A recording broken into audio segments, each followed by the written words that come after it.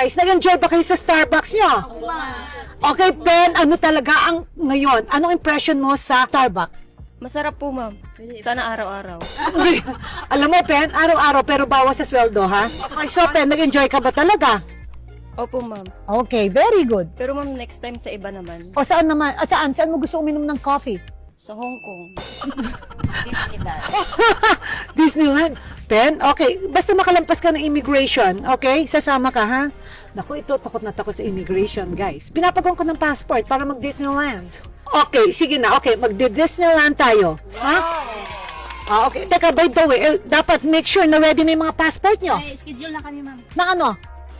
DFA ba? DFA? Wow, talagang sineryoso nyo, ano? Okay, sige. Okay. Punta na kami doon.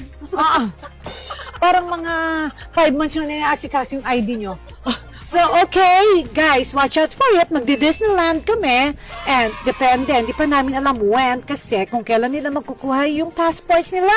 So, okay, si Nanay Betty ba? Sasama natin? Mahawag na po. Bakit? Bakit? Natakot po sa airplane po kasi 5 o'clock tulog na po siya.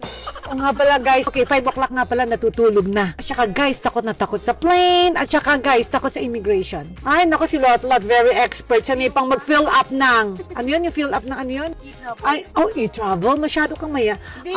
Ika-fill up ng e-travel yan. Sanay na. Dati pa takutin naman dati. Takutin. Tapos natuto ka. Ito naman. Hindi siya nagyayabang, guys. Yung experience niya. Sige, okay, guys. Okay. Enough na. Go na.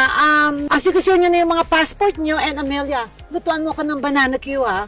Walang kamatayang banana Q every time. Starbucks, ma'am. Okay, very good. And ikaw naman, Pen, planchahin mo na yung Givenchy, ha? Oh, Diyos ko. Nagpa-cute pa. Itong si Pen, minsan na mo over.